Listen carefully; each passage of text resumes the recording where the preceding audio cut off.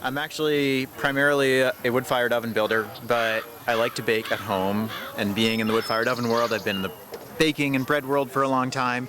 And so when I heard about the Rogue Valley Heritage Seed Project, the work that Chris Hardy has been doing to, kind of preserve these rare seeds, collect them, share them with farmers, grow them out, propagate the seeds so that there can be more diversity and resilience in the valley's food system, vis-a-vis grains and these ancient varieties of wheat and rye, barley, sorghum, amaranth. So when I heard about that, I got really excited. I'm a home baker. I love to bake. I love to mill my own flour and just try things. So the opportunity to trial grains was too good to turn down. I asked Chris if he had some varieties that he would be interested in getting some trial runs done on, and he said yes. And while we're at it, let's bring out the farmers and thank them for the work that they're doing, celebrate the work that they're doing, and taste all these grains. So today we've got like 10 varieties of wheat, almost all from the Rogue Valley, and then a couple from some friends up in Washington, as well as some friends down in Scott Valley, California. So, the wheats come from all over many different countries, from Georgia, from Russia, from Syria. We've got wheats from huge geographic range. They all have their own history, and we're just at the tip of the iceberg of learning about what these rare and heritage wheats can be. But that's what today's all about, is just experimenting and trying them and celebrating what's been done. Yeah, they kind of baked it to perfection. It smells incredible. It tastes like delicious. It's like moist. It's not too dry at all. So, the bakers did an incredible job. And then on top of it all, the recipe is great and the flavor is amazing.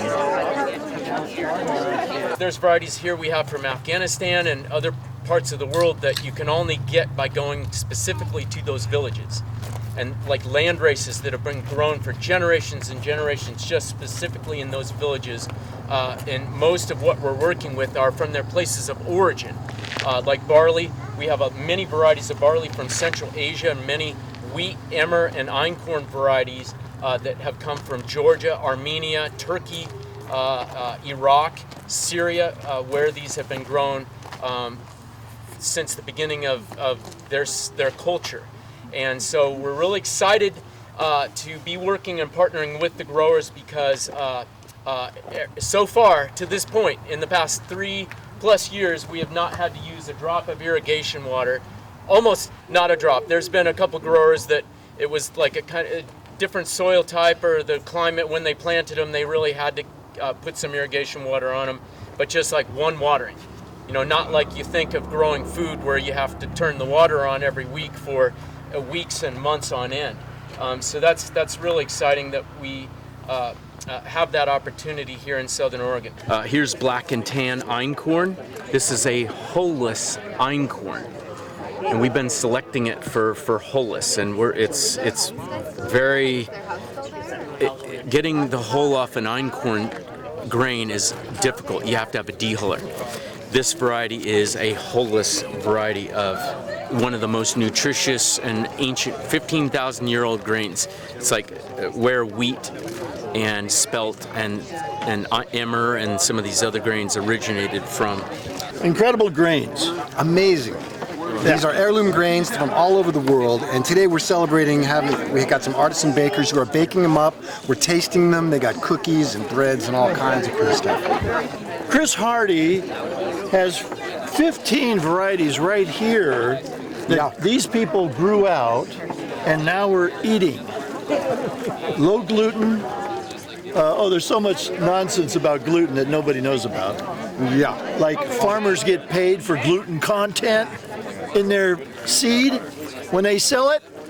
Oh, see? Yeah. So nobody breeders have bred in the last 20 years, 15 years, high gluten bread. Oh, imagine that. Well, and they wonder why people are so allergic to gluten. This, low gluten.